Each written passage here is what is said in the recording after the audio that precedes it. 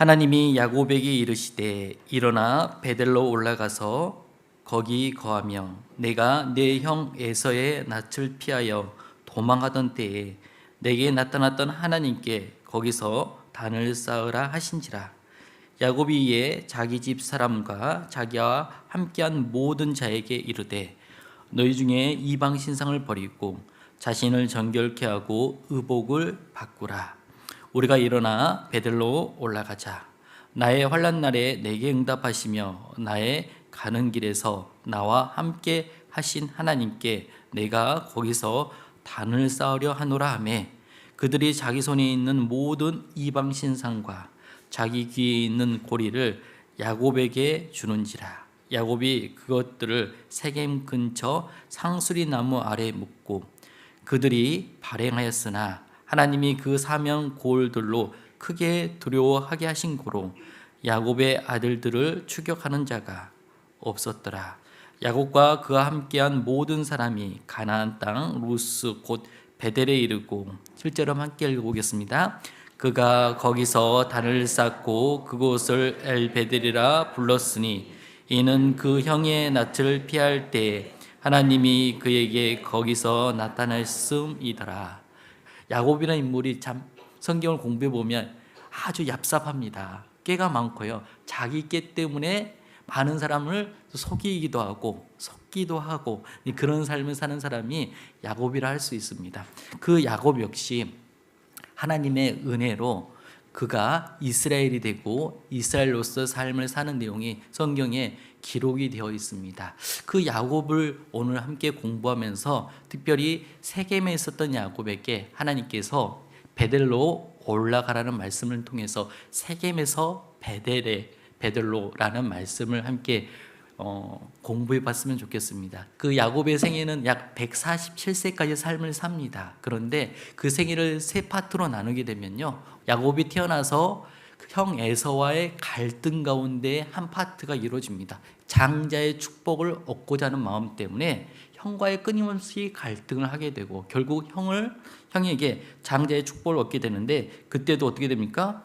결국은 팥죽 한 그릇으로 장자를 축복을 얻을 뿐만 아니라 아버지 이삭을 속여서 장자의 축복을 얻게 되는 내용까지가 한 파트를 할 수 있습니다. 그 안에는 많은 갈등들이 기록이 되어 있습니다. 그리고 난 다음에 이제 그 에서가요, 그 장자의 축복을 뺏은 그 야곱을 죽이겠다는 말을 어머니 리브가가 듣게 되었습니다. 그래서 리브가가 이제 자신의 친가 쪽으로 보내게 돼요. 그것이 밧담 아람이라는 지역입니다. 그리고 그곳의 대표적인 성이 하란이라고 이야기되는데요, 그곳으로 보내게 됩니다. 그곳에서 자기보다 장기가 더 많은 사람을 만나게 돼요. 삼촌이자 나중에 누가 됩니까? 장인어른이 된 사람, 그 사람 라반을 만나게 되어서 그 라반을 통해서 굉장히 또 많은 갈등을 겪게 됩니다. 아내 때문에, 그리고 동시에 그 재물 때문에 그 많은 어려움을 겪게 되는 내용들을 우리는 성경에서 발견할 수가 있습니다. 그리고 이제 그 야곱이요, 이제 다시 가나안 땅으로 돌아와서요, 이제는 누구랑 갈등하냐? 다름 아니라 요셉과 베냐민 때문에 자식들 간에 또 갈등이 생기게 됩니다. 그게 야곱의 생애 147년의 세월은요, 갈등의 연속이라 할 수가 있습니다. 그런 가운데 하나님께서 야곱을 누구로 바꿉니까? 이스라엘로 바꾼다는 것을 우리가 교훈을 받았으면 좋겠다 생각이 되어집니다. 성경에 창세기 12장부터 등장하는 인물, 대표적으로 아브라함의 하나님, 이삭의 하나님, 야곱의 하나님이라고 우리가 배우잖아요. 그 야곱이 하나님께서 이스라엘로 바꿔주셨어요. 그 아브라함의 모습 속에는 성부 하나님의 모습이 담겨져 있다고 이야기합니다. 그리고 이삭의 하나님은 성자 예수님의 모습이에요. 왜냐하면 아브라함이 그 이삭을 제물로 하나님께 드리는 내용 가운데 예수님의 모습이 담겨져 있습니다. 그러면 야곱은 누구의 모습일까요? 성령 하나님이요? 좀 성령과는 야곱이 약간 거리가 멀지 않습니까? 그런 느낌이 들죠. 맞습니다. 하지만 그 성령 하나님께서 어떻게 사람을 변화시킨지가 잘 나타난 인물이 야곱이라는 인물이에요. 그 야곱을 이스라엘로 바꾸신 분, 그 성령 하나님의 역사가 가장 잘 나타난 인물이라 할 수 있습니다. 그래서 우리는 그 야곱의 생일을 통해서 함께 교훈을 받았으면 좋겠습니다. 특별히 야곱의 생일을 공부하다 보면요, 하나님의 그 강권적인 은혜들이 등장을 합니다. 정말 가장 힘들고 어려울 때 하나님이 야곱에게 나타나 주셔가지고 약속해주고 위로해주고 붙잡아주는 내용들이 나타나는데, 오늘 본문은요, 네 번째 등장하는 사건입니다. 하나님께서 그 전에 언제 등장했을까? 다름 아니라 베델에서, 즉 집안에서 생활하다가 이제는 도망칠 수밖에 없는 가장 힘든 상황에서 베델에서 하나님을 만나 주셨고요. 두 번째는 어디서 만나 주셨을까요? 밧담아람 지역에서 이제 너 태어난 곳으로 돌아가라 하는 그 명령을 받고 하나님을 만나게 됩니다. 야곱 입장에서는 그 집으로 돌아갈 때 가장 두려워하는 존재가 있었습니다. 누굴 것 같아요? 형 에서였어요. 그래서 형 에서를 만나는 것이 굉장히 두려워서 결국은 다 식구들 보내놓고 자시 혼자 야복강 나루터에서 건너지 않았습니다. 그때 누구랑 씨름했어요? 하나님과 씨름하셨습니다. 하나님이 만나 주셨어요. 그렇게 세 번째 만나고요. 이제 네 번째 창세기 35장에 하나님이 만나 주시는 내용이 기록이 되어 있습니다.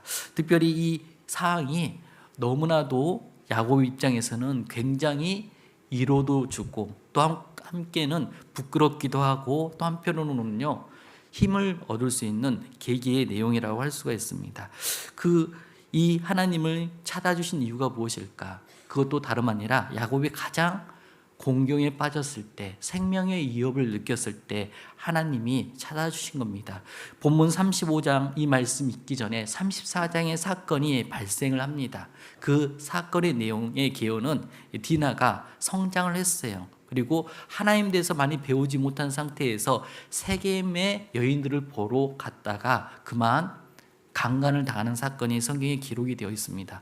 그 사건을 때문에 굉장히 수치를 느끼고 있을 때 오빠들이 그 소식을 들었어요. 시므온과 레이가 이제 쫓아갔는데요, 사람들이 뭐라 했냐면 세겜 사람들이 결혼을 함께 해서 우리가 함께 잘 지내자고 이야기를 합니다. 이것이 참 좋은 말처럼 들리지만 그 메시아 족보가 사라질 수 있는 상황이었어요. 그때 시몬과 레이가 어떻게 이야기를 하냐, 우리는 할례 받지 않는 남자와 결혼을 시킬 수 없다. 그래서 너희들 할례 받으라고 이야기를 합니다. 그 세겜 사람들이 들어보니까 어때요? 할례만 받으면 이렇게 결혼도 하게 되고 그 모든 재산도 다 자기 것이 될 수 있으니까 할례를 행합니다. 그때 고통 가운데 있을 때 시몬과 레이가 어떻게 합니까? 세겜 사람의 남자들을 어떻게 해요? 다 학살한 사건이 34장에 기록이 되어 있어요. 참 누구 아들이 아닐까 봐 잘 속입니다. 야곱이 아버지 이삭을 속였던 것처럼요, 이 시몬과 레이도 역시 동일하게 사람들을 잘 속여요.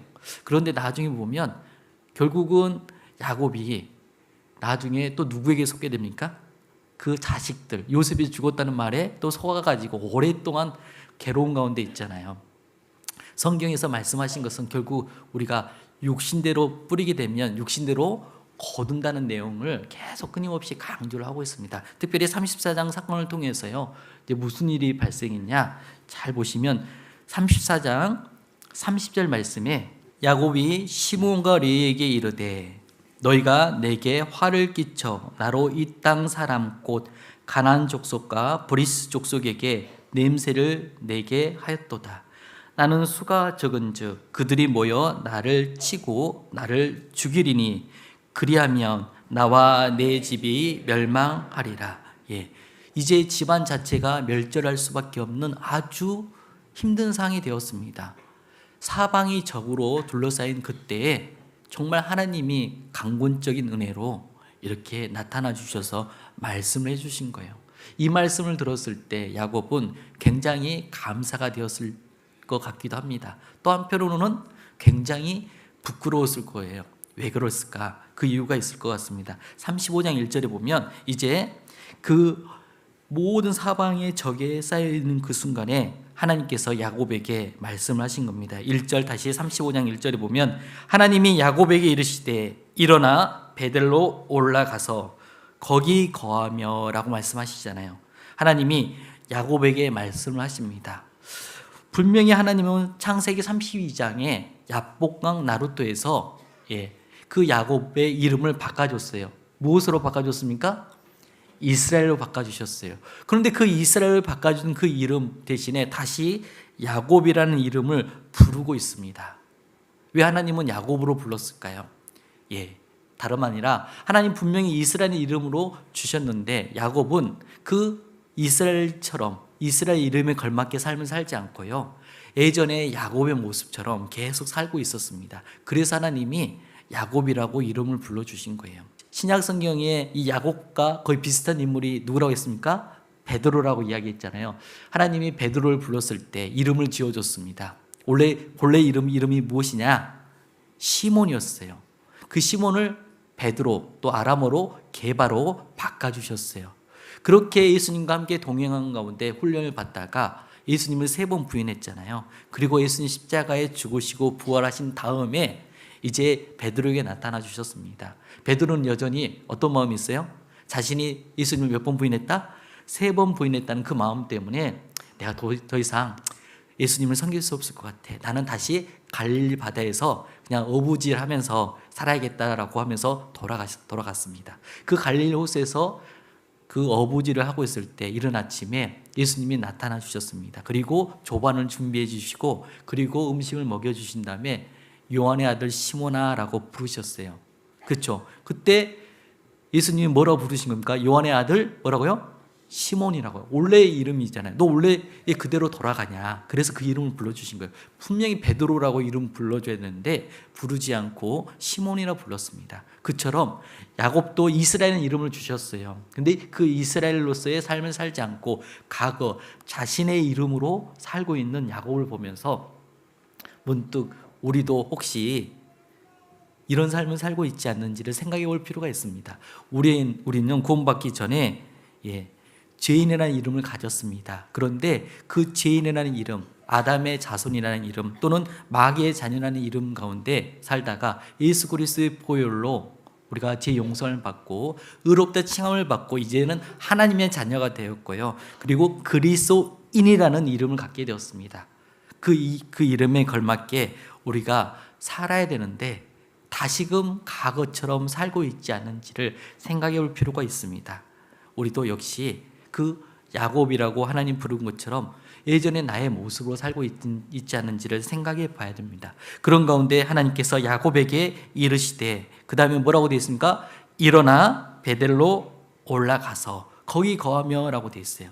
지금 일어나라고 이야기하고 있습니다. 지금 너가 머물고 있는 장소에서 일어서라고 이야기를 하고 있어요. 지금 야곱이 있는 곳이 어딜까요? 그곳에서 일어나서 어디로 올라가라고요? 베델로 올라가라고 이야기하고 있습니다. 다름 아니라 베델은 아니라는 것을 정확히 알 수 있죠. 어딘지 우리가 몇 장 앞에 넘겨보면요, 33장 말씀입니다. 16절 말씀입니다. 이날에 에서는 세일로 해정하고 야곱은 숫곳에 이르러 자기를 위하여 집을 짓고 짐승을 위하여 우리간을 지은 고로 그 땅 이름을 숫곳이라 부르더라. 야곱이 밧담 아람에서부터 평안히 가나안 땅 세겜성에 이르러 성 앞에 그 장막을 치고, 여기 보시면 이 말씀은 이제 에서와 관계를 회복하고 난 다음에 에서가 살았던 세일로 돌아가게 됩니다. 형 에서는요, 어떤 마음이 있었냐면 함께 살자라고 이야기해요. 그래서 세일로 오라고 이야기합니다. 그런데 야곱은 여전히 누가 무서워요? 형이 무서워서 따라가겠다고 하면서 어디로 가냐면 숫곳으로 가게 됩니다.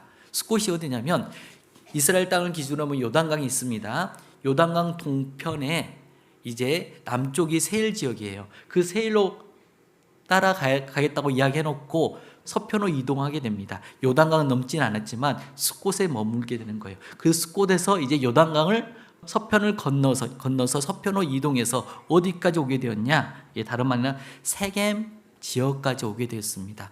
이 세겜 지역에 머물고 있는 거예요. 특별히 그 에서와 관계가 회복되었을 때 어쩌면 그 야곱 입장에서는요, 굉장히 큰 무게감을, 그 무거운 짐을 내려놓고 드디어 형과 관계를 조금 회복해서 이제는 쉬어야겠다. 이제는 안식을 누려야겠다. 그런 마음이 들었던 것 같습니다. 그래서 18절에 보면 야곱이 밧담 아랫에서부터, 즉 장인 어르신 집에서부터 출발해서 정말 우여곡절 끝에 형과 관계가 회복되고, 그리고 숫곳을 지나서 드디어 어디까지 온 거예요? 세겜성까지 오게 됩니다. 그래서 평안히 가나안 땅 세겜성에 이르러, 그 평안이 무사히라는 뜻을 가지고 있어요. 정말 무사히 형과 관계가 회복된 가운데 이제 세겜성에 도착했습니다. 그리고 이제 이곳에 머물러 지내고 있는 거예요. 그 야곱의 입장에서 에서는요, 너무나도 무섭고 두려운 존재였습니다.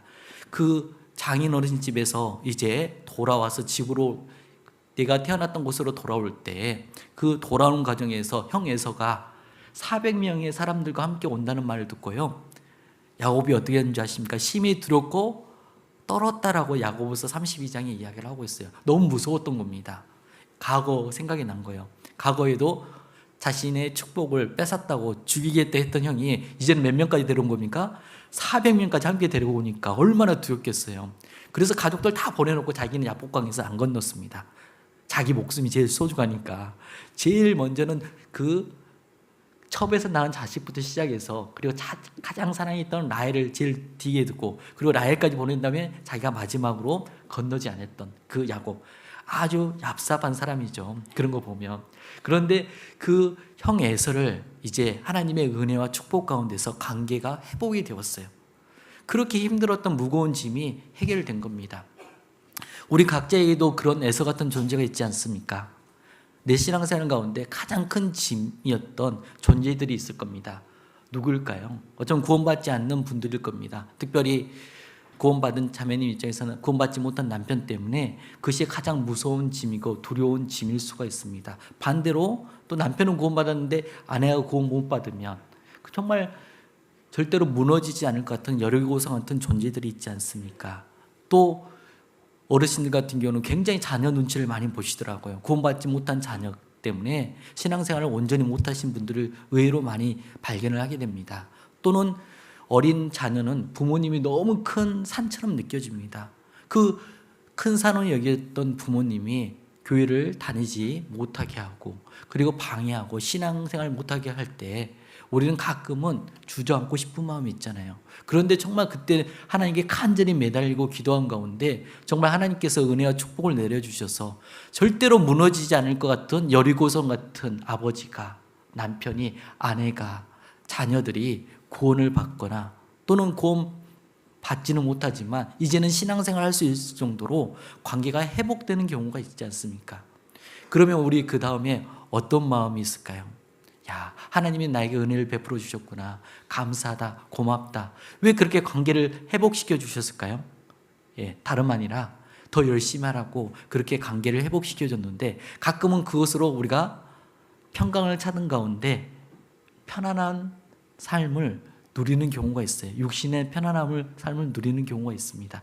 야곱이 그랬던 것 같아요. 야곱이요, 그 에서와 관계가 회복된 다음에 어디까지 머물게 되었습니까?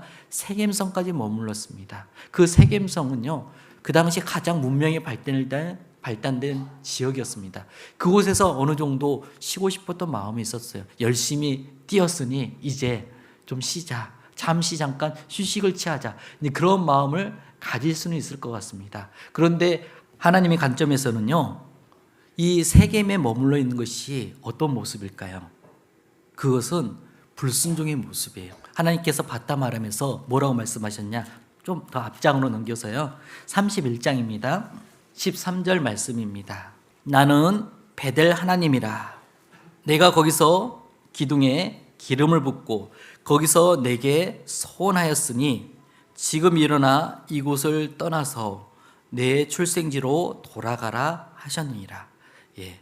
하나님께서 그 밧담 아람 지역에서 나타나 주셨습니다. 그리고 너가 20년 동안 생활했으니 이제 돌아가라고 이야기를 해요. 돌아가라 하시면서 하나님께서 자신을 뭐라고 했냐? 베델 하나님이라고. 너가 가장 힘들고 어려울 때 내가 만나줬던 그 하나님이라고. 그러면서 내가 거기서 기둥에 기름을 붓고 거기서 내게 소원하였으니 지금 일어나 이곳을 떠나서 내 출생지로, 너 고향으로 돌아가라고 말씀하고 있습니다. 그래서 야곱은요 가족들을 다 데리고 그리고 하나님이 주신 많은 재물들과 사람들을 데리고 이제 이동을 해서 형과 관계가 회복되고요. 그리고 이제 숫곳을 지나서 세일성까지 이동하게 된 거였어요. 그 가운데 다 누구의 은혜로 이 자리까지 옮기게 된 겁니까? 하나님의 은혜 가운데 많은 재산을 얻게 되었고요. 그리고 많은 축복을 누리게 되었습니다. 그리고 관계도 회복이 되었어요. 그 모든 것을 허락하신 이유가 무엇이냐? 이제 너의 출생지로 돌아오게 하기 위해서 하나님께서 해주신 겁니다. 약속해 주신 걸 다 성취해 주셨거든요.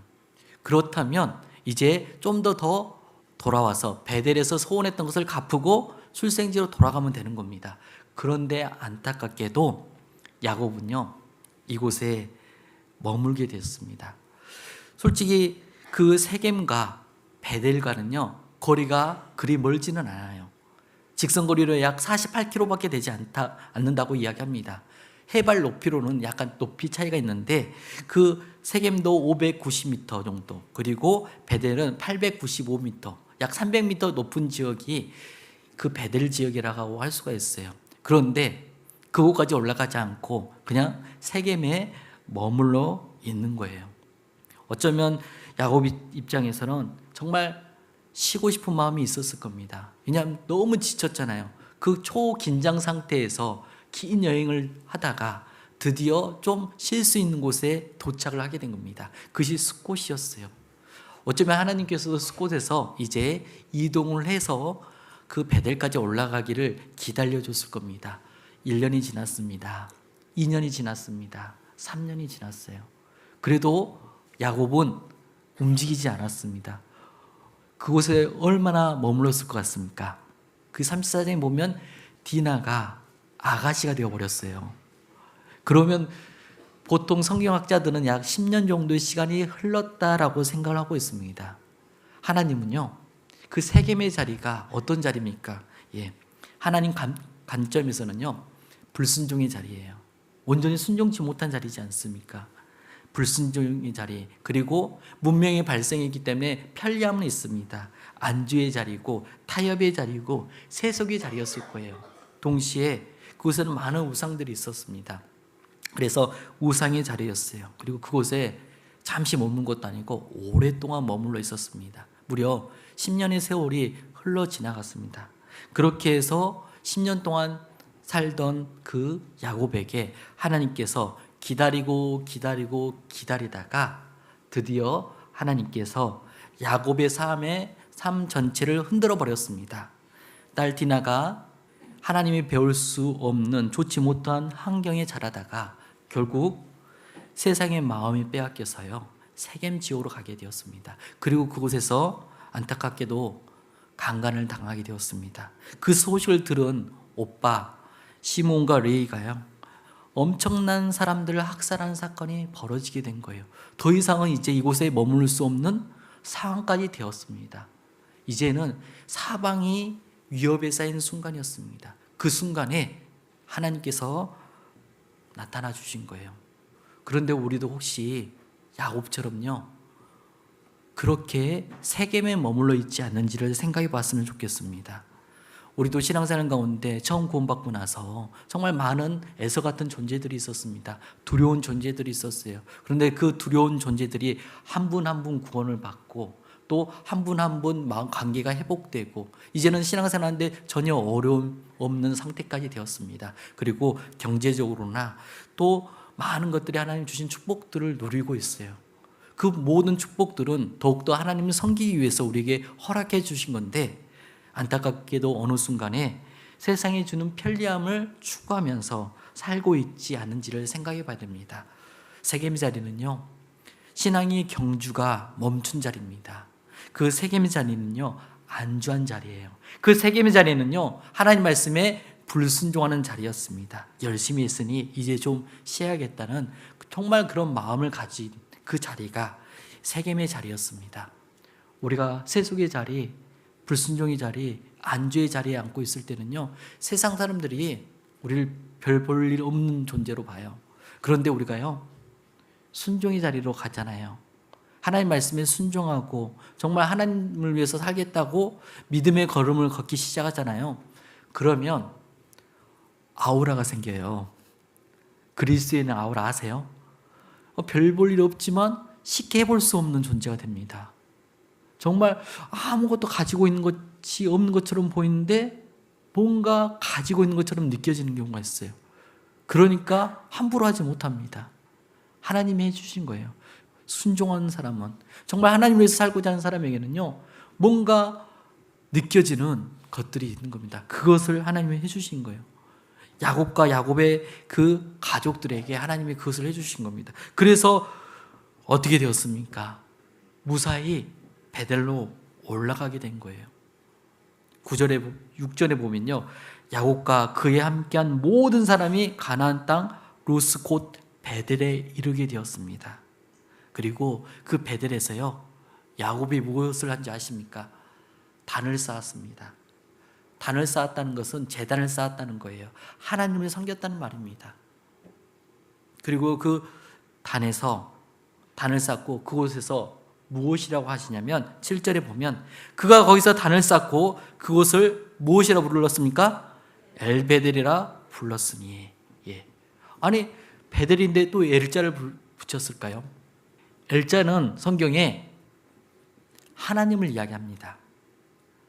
우리 엘로힘, 전능하신 하나님이라는 뜻이잖아. 엘샤다이. 그 엘자는 다 하나님을 이야기합니다. 그러면 베델이라는 뜻이 무슨 뜻일까요? 베델이 하나님의 집이라는 뜻을 가지고 있어요. 그 하나님의 집에 하나님? 도대체 무슨 말일까요? 당연히 하나님 집에는 누가 계실까요? 하나님이 계시죠. 그런데 하나님 집에 하나님이라는 뜻이 무엇일까요? 예, 그 하나님 집에서 다시 하나님을 만났다는 뜻입니다. 엘베델. 혹여 우리도 이런 모습을 가질 수가 있습니다. 하나님의 교회에는 누가 계십니까? 하나님이 계십니다. 당연히 하나님이 항상 계시는 거예요. 근데 문제는 무엇이냐면 우리가 타협되는 신앙, 안주한 신앙, 정말 불순종의 신앙을 가질 때는요, 하나님의 집에 와가지고요, 어떻게 신앙생활 하냐? 마당만 밟고 가는 경우가 있습니다. 이사야 1장에 보면요, 이스라엘이 멸망하기 직전에 그들이 성전에서 하나님께 제물을 드렸습니다. 그런데 제물을 드리면서 무엇만 밟고 가요? 마당만 밟고 가는 경우가 많이 있었습니다. 마당만 밟은 신앙, 그러면 만날 수 있어요, 없어요? 없는 것처럼요, 우리가 하나님의 교회에서 하나님을 만나고 하나님과 교제하고 하나님과 함께 해야 되는데 안주의 자리, 타협의 자리, 불순지 자리에 있다 보면요 부담스럽거든요. 왜? 뭔가 잘못하고 있으니까 만나고 싶은 마음이 없어요. 그러다가 내가 이제 순종하고 하나님을 위해서 살겠다고 다짐하고, 그리고 그 가운데서 다시금 누굴 만나게 되는 거예요? 하나님을 만나게 되는 겁니다. 하나님의 교회에서 누굴 만나야 됩니까? 당연히 하나님을 만나야 되죠. 그런데 내가 가끔은 합당치 못한 모습으로 살다 보면요 부끄러워요. 그래서 어떻게 해요? 그냥 마당만 갖고 가는 겁니다. 교회 입구만 왔다가 그냥 가버린 겁니다. 그러면 하나님 만날 수가 없는 거잖아요. 그런데 야곱이요, 이제 그 불순종의 자리에서 순종의 자리로 옮겨가니까 이제 어떻게 되었습니까? 하나님을 만나게 되었습니다. 그래서 엘베델이라고 이야기합니다. 우리도 하나님의 교회에서 누굴 만나야 될까요? 하나님을 만나야 됩니다. 하나님과 교제하고 하나님께 위로받고요, 하나님께로부터 힘을 얻고 다시금 세상에 나가서 또 살아야 되는 것이 우리의 모습이지 않습니까? 그래서 야곱만 엘베델이라고 한 것이 아니라 우리도 정말 엘베델의 하나님을 만나야 되는 겁니다. 하나님 집에서, 하나님의 교회에서 하나님을 만나야 되는 것이 맞습니다. 그렇게 축복을 주셨던 거예요.